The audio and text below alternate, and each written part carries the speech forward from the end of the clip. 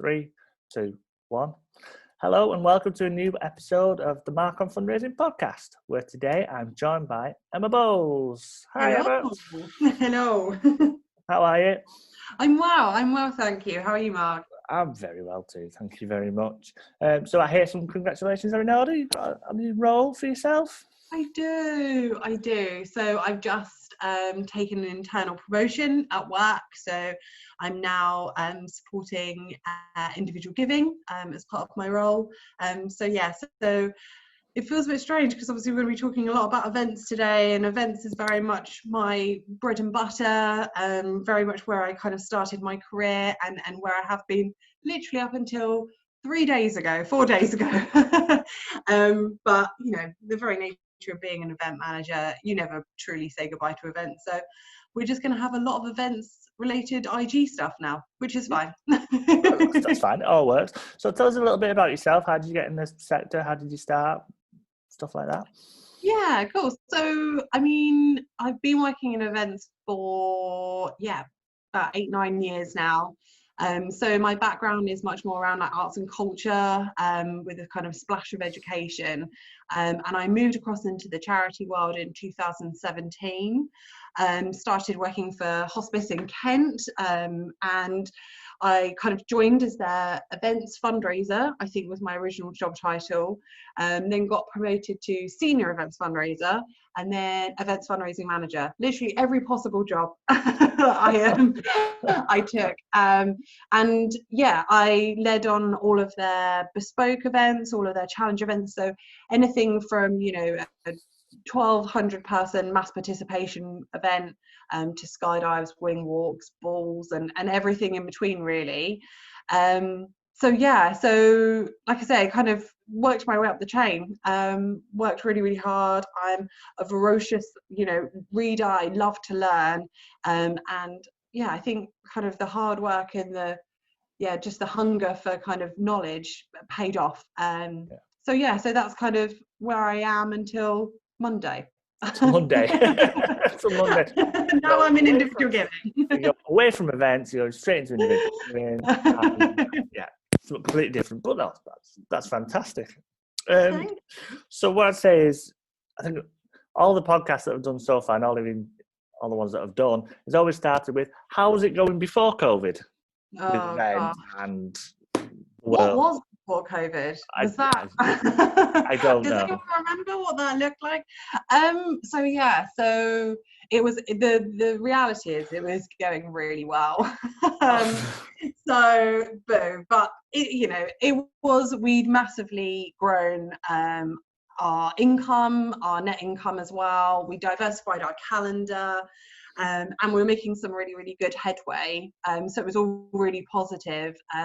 So since I took over the events department at the hospice I work at in, I think it was 2018, I took over as a lead. We hit target and overachieved target year on year. So it was going really well. And actually, so kind of silver lining, we started seeing kind of the impacts of COVID in kind of March. You could kind of sense that there was sort of mid-March, there was some sort of unsettling, and there was uncertainty about things like London Brighton Marathon, and we were seeing kind of sponsorships start to sort of slow down in an unnatural way, but we'd already hit target for the financial year. So we were really pleased that we had managed to do that, but it's kind of that bittersweet where you think, oh gosh, we really could have gone over and we could have, you know, made some real impacts, but that's just the tragedy, one of the many tragedies of the pandemic. So yeah, it was going really well, and then March happened. March happened. Yeah, and it was similar to what was happening at where I was. You know, we were doing well, and then obviously March happened, and I thought, well, I knew that my area, the challenges and the events, they were doing well, and I know that challenge events was going to hit and exceed the targets from the past couple of years. So I was like, oh, made up, this is going really well. And then, March happened. And then March happened. And then, maybe that's how we should refer to the pandemic now. We'll just refer to it as March. It's March. Lockdown happened, furloughs and everything. So were you furloughed? How did the hospice react to that? Did you keep working throughout?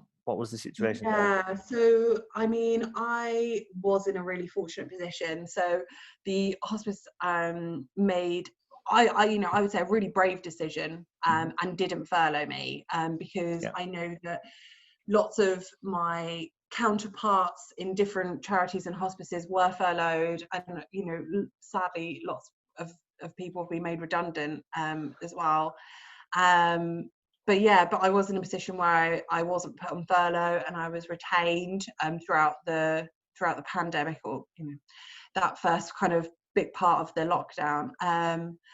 And I mean, it really paid off. It was a risk, and I think it was just such a bold move, but it was brilliant for the organisation, because it just gave me time as an event manager to completely transform our events calendar. So where we were seeing lots of things being cancelled or postponed, definitely we had to postpone and cancel some bits that we were doing, but we also got to transform them into these wonderful digital products as well. So I launched our first online auction, we had a virtual cycling challenge, and we even turned our kind of like flagship In Memory Walk to a virtual event. And then and like so far it's brought in over 50,000, and it's incredible and it's brilliant. It's definitely not me, it's because we've got a incredible team of supporters who will go above and beyond for us every time. I think that's a wonder of working for a hospice. Your supporters really are like so dedicated and so passionate about what you do. But the nice thing about being sort of still working through COVID was that I got to really, really pay some very special attention to our participants, our event participants as well, because particularly my heart really goes up to kind of the marathon runners who were postponed, and I mean the poor guys and girls are probably training for about 10 months or maybe even a year by the time they found out it wasn't happening. So I'm really passionate about stewardship and kind of properly looking after our donors, because we're nothing obviously without them. So by kind of being around through the pandemic, that's what I was able to do. I was just able to really look after them and look at how we're kind of taking care of them. So I was calling them really regularly, checking in with them, making sure they was okay. So all of that really, really nice stuff. It was really tough. I mean, I worked a lot of hours and I was very tired 100% of the time. But I think that now we're not quite out of the woods, obviously, but now we've sort of, through that initial like chaos, I think, of it is starting to pay dividends. And our wonderful marathon runners, for example, are just still so engaged, still so passionate, and still fundraising, which is ultimately what we're all here to make sure happens. So so I did work through the pandemic, and it was tough. It was definitely tough, but hopefully from the charity's perspective it was a good decision and a good investment from their point. Well, it sounds like it, because obviously, you say you've been on the phone, you've been talking to people, you've really invested in the participants, the ones who were doing the marathons. But like you say, I think the guys and girls who were training for the marathons, that's such a heartbreaker. I had a guy who was going to Morocco, Marathon des Sables, through the desert. He was going doing that, and that just went. And he was training for that when he came in January. Oh man. 7 days, 7 marathons through the desert, and he was gutted.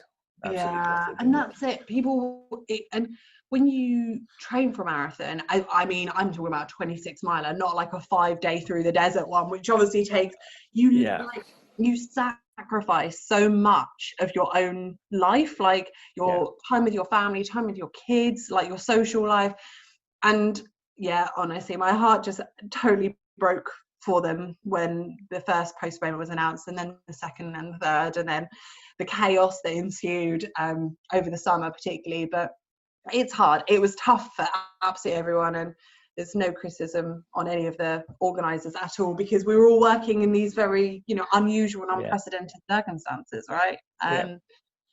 But so I did, and actually, as I was saying before, I think working through the pandemic meant that I was obviously doing everything events related, but I ended up picking up loads of other stuff as well, looking at, you know, other areas that we needed kind of cover on when I did have some quiet days. So yeah, it was tough, but it was yeah, it was good.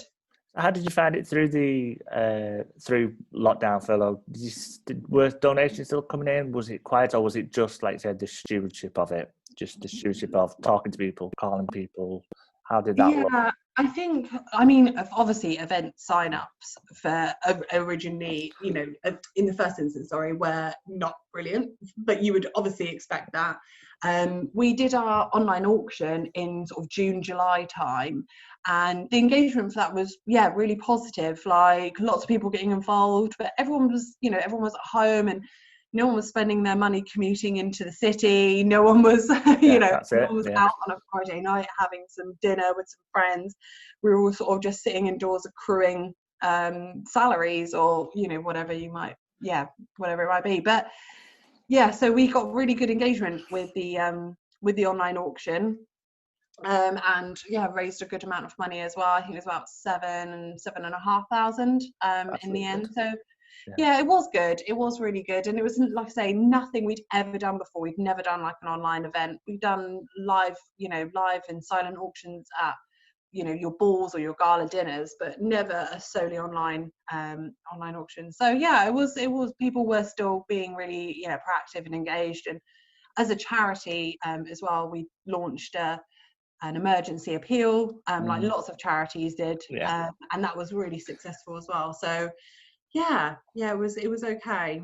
Yeah. I think I will ask this a bit later on, but it's amazing how, I think, especially for the hospice sector, is how much change was forced and how much maybe hospices resisted going down that digital sort of area, and now Yeah, it's been forced upon them in a change in a very big way, and it's amazing how quickly that they adapt and embrace it and make it work. yeah. Well, I think it just had to happen. Yeah, Almost, you know, sometimes not having a choice yeah, is just the best thing to bring you up to speed with everyone, like how lots of other people are working. I mean, yeah, I have friends that are teachers who were teaching from home, and I just think, rewind a year ago, and if I'd said to them, oh, you'll be teaching remotely from home in a year's time, yeah, I would have been laughed out of the room. And yeah, here we now all are at yeah, home in our living rooms, in yeah, our bedrooms. yeah. Talking on Zoom all the time. Talking on phone. All the time. So what do you think planning for events in the future is going to look like? What do you think that's going to be?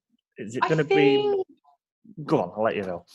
no, I think it's, I mean, I'm, by my very nature, I am an optimist. So I always try and see positives in any situation. So I think that there is a lot of uncertainty still around events. We aren't 100% sure what 2021 will look like for us. But the pandemic has taught us so much, right? Yeah, It's taught us so much about what is possible and what isn't possible, not just with events, but fundraising and you know, everything, you know, as we were just saying, working from home, you know, yeah, a year ago, for so many people, it would have been impossible. And here we all are now. I think definitely for me personally, I'd be looking moving forward to really adopt like a hybrid approach, which I know people are been speaking about a lot. yeah. I've heard that. Yeah, And I think, yeah, it's highlighted to me, you know, when we did our flagship event in September as a virtual event, we had people in Scotland, and obviously we're based in Kent, so we had people in Scotland taking part. We had people doing it at 6 o'clock in the morning and other people doing it 10 o'clock at night. yeah, And it really identified that actually not, you know, and I don't know why it's such a revelation, because it shouldn't be, but not everyone can get to a venue at 7 o'clock on a Saturday evening, you know, and especially yeah, as someone that works for the hospice, you work with nurses and doctors and all of these wonderful clinicians who work in shifts. So definitely moving forward, hybrid is going to be a big big thing that I'm going to be making sure that, well, I say but I think everyone will be incorporating into their events. I think it just opens up the doors for just so much more, and accessibility for others. And because I think it's going to be a long time until we go back to the normality of events that we saw last year. I think challenges as well. I know we're talking about, in that instance, it's going to probably be the walks and the runs, the ones that people can get out on the streets. But if we're thinking about skydives and abseils and going, I suppose rowing a boat or bike rides and stuff, I suppose that can still be done virtually. Skydives, abseils, wing walks, they're going to still be, because nobody can rent a plane and jump out of it. I'm sure you'd find plenty of people willing to do it. But we actually did. We've done a skydive and a wing walk during sort of September time. They were really popular. So those types of events, I think you will be fine. I hope now, once we get through this kind of second lockdown, or whatever we're in at the moment, and there's just a bit more stability for people and there's a bit more certainty, I think that's when you'll see things like your skydives, your wing walks, your abseils, whatever they might be, that are sort of COVID friendly, as you call them. I think that they'll be what people are screaming to do. I think that there's still a little bit, what I've experienced in the last sort of 6-7 months has been, I will do it, but what happens when they cancel? Or what happens if like the lockdown rules change and we can not be strapped to someone and thrown out of a plane at 12,000 feet? Also, before lockdown, where I worked, we was organising a trip to China for our overseas. I was like, ooh, I don't know about that now. I wonder how the overseas is going to be looking like moving forward, because again, there's going to be risk with that, because if we get better as a country, as the UK, we get vaccines and whatnot, then what it's going to look like in other parts of the world, that's going to probably take a bit of time. Yeah, I agree.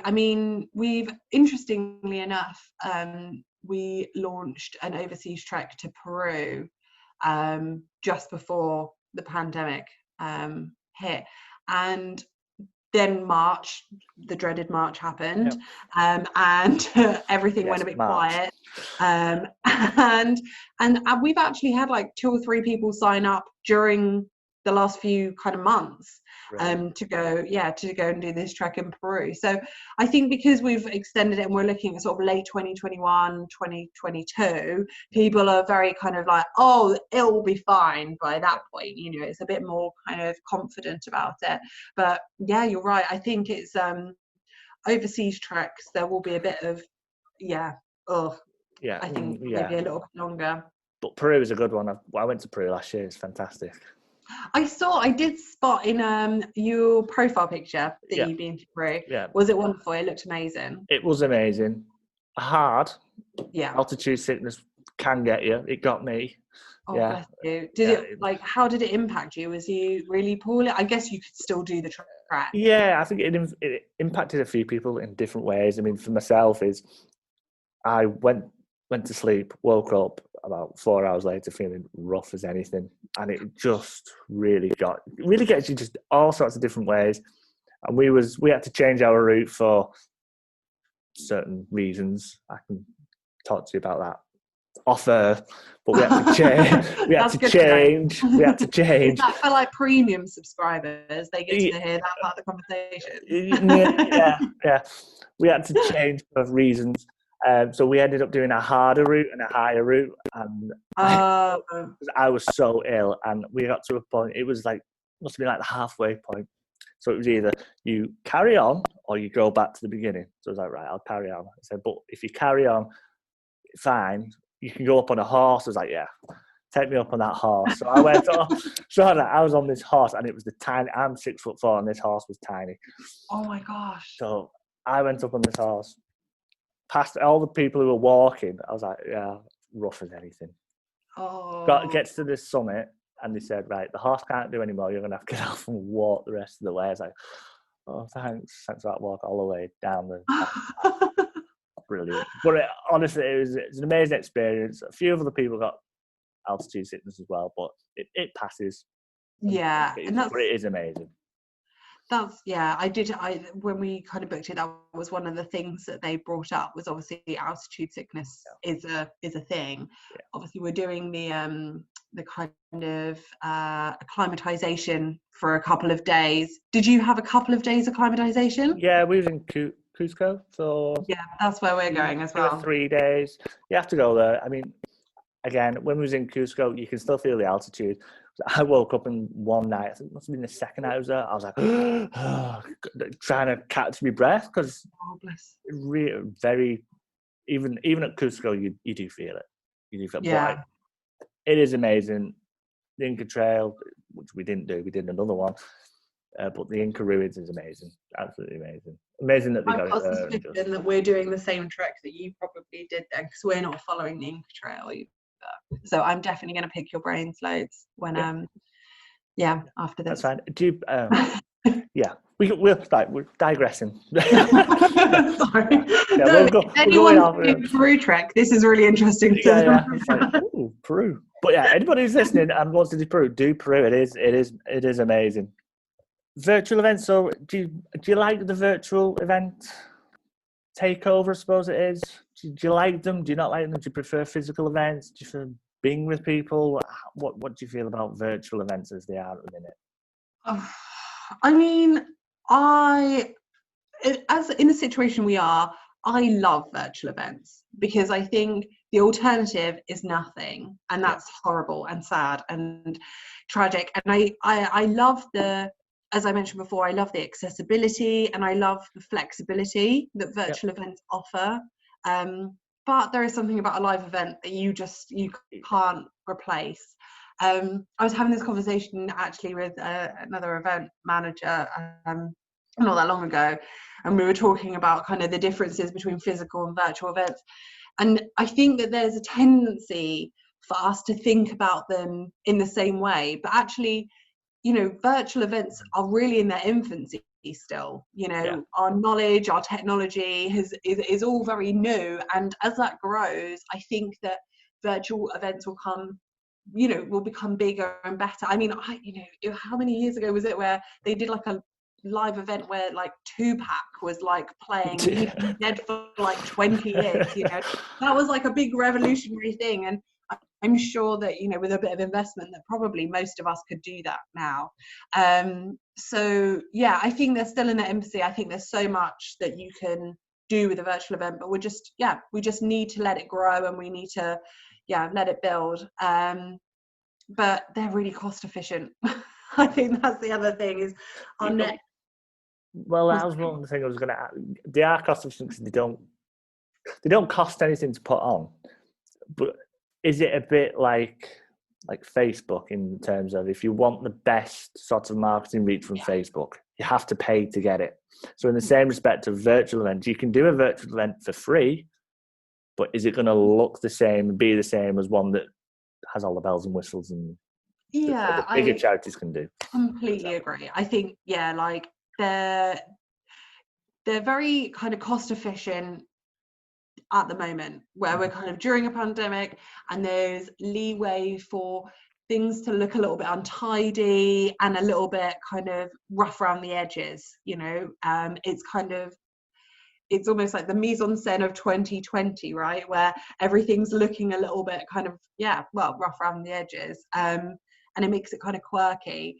But definitely moving forward, I think it will be required. You'll need more investment, but whether or not that investment is anywhere near what it would have been for a live event, I don't know. I think it's all just so new still at the moment. And I think new is exciting as well, but I think most event managers will agree that there's just something about a live event that at the moment, how things are, we can't quite capture with an online event.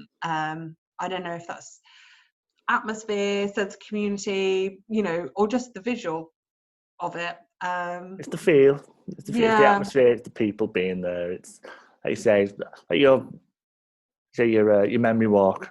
Yes, yeah. Our local hospice, they would have had the moonlight walk. It's the same thing in June, and you just can't replicate that.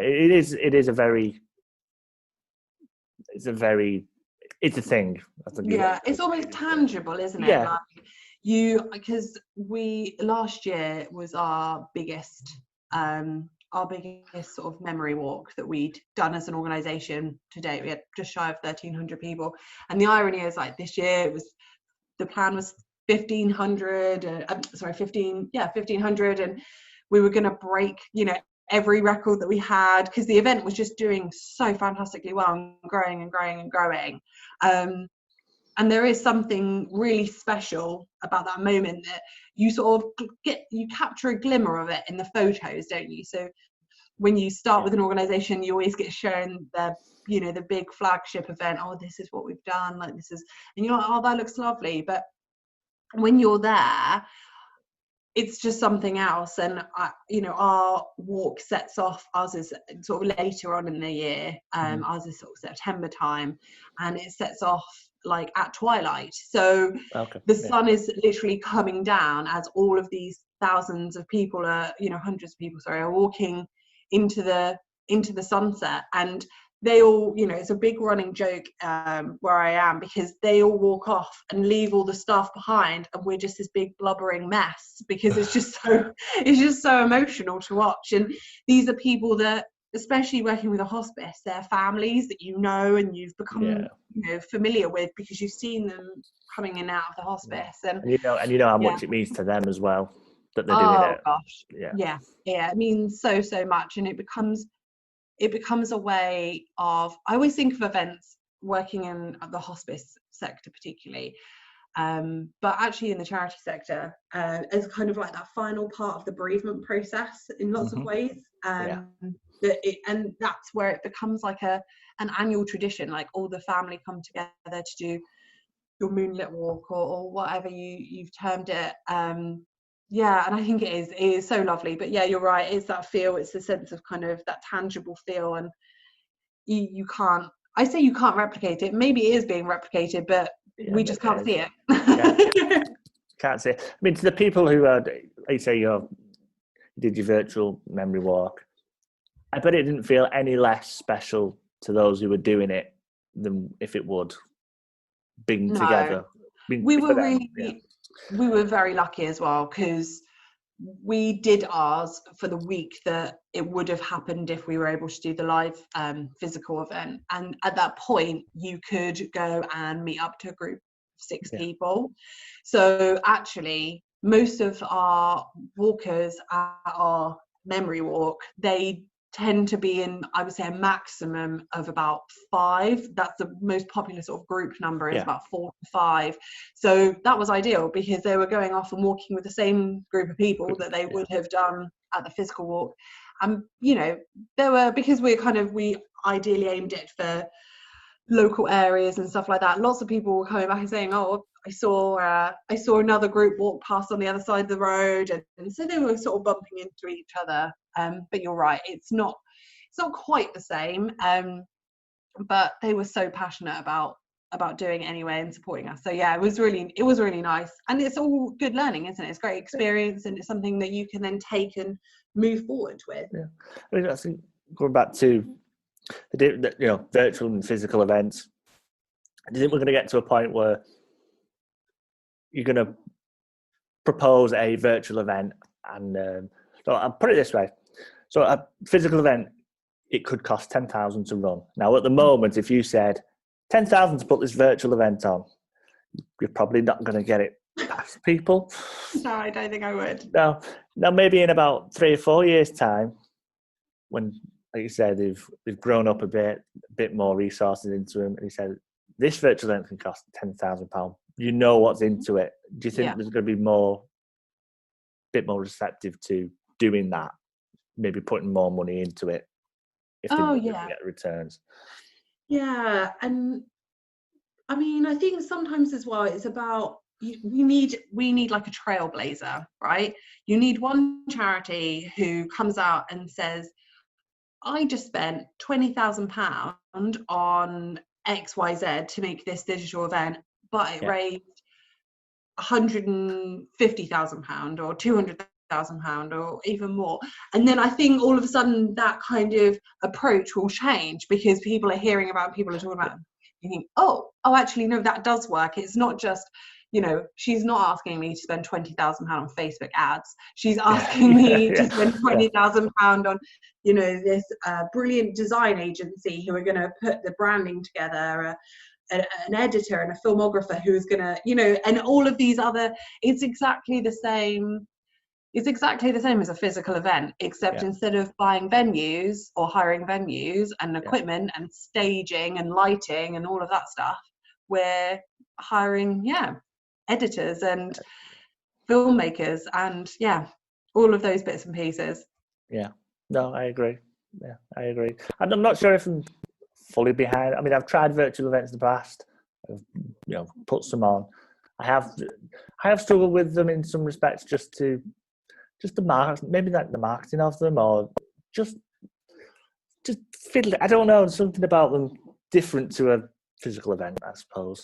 Just a tradition, I suppose. That's what it is. There totally is. Yeah. And I've had so many conversations with like different event managers, and especially, you know, people who have like been on furlough and then come back and feel like they're like floundering because it's a whole new thing. Like, I'm very much a firm believer, moving from physical events to digital events, though there is some fundamentals that remain the same, that could be argued for you moving from events to community or corporate fundraising, or, you know, moving into lottery fundraising.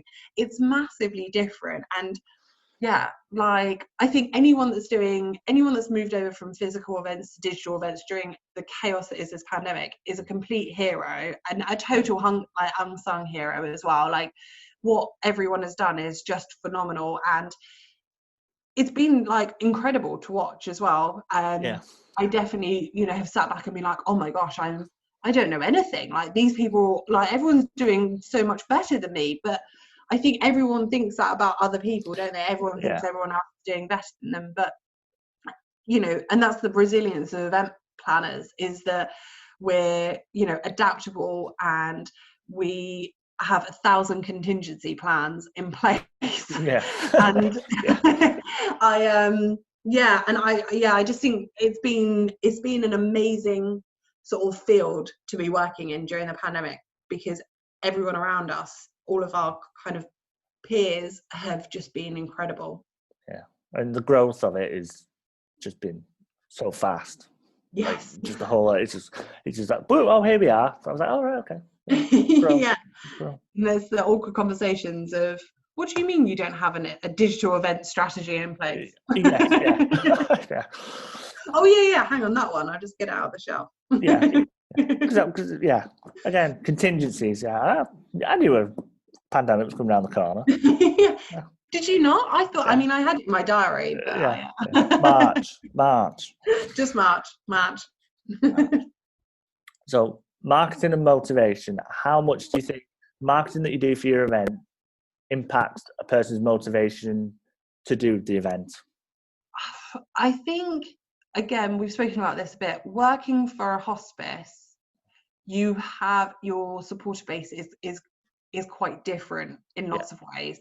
We benefit a lot more from your kind of like affinity supporters, right? Those people who, because of the care that they've experienced or they've witnessed that the hospice has provided, they just will do everything and anything for you. So in that sense, I think that, you know, the marketing that we do is more about just informing them, saying, you know, hi, wonderful person that loves us, here's just something we're doing. But that's, you know, that's not everyone. That isn't everyone who takes part in our events. So I don't know, we definitely do try. So with the marketing that we do, we always try and engage new audiences, and we always try to new types of people who might not even know about us. Yeah. And we try and do that in a kind of dynamic and creative way. But yeah, I don't know. I mean, I would hope they would inspire them. Yeah, I mean, like, when it comes to like the motivation side, if someone comes into the hospice or rings up the hospice and says, I'm going to do a marathon, well, the motivation there is that, well, they're already going to do the marathon. They just want to do it for yourself. So what I'd possibly be asking is, do you then need to do any extra motivating to the people who are training to do a marathon? Yes. Yeah. Definitely.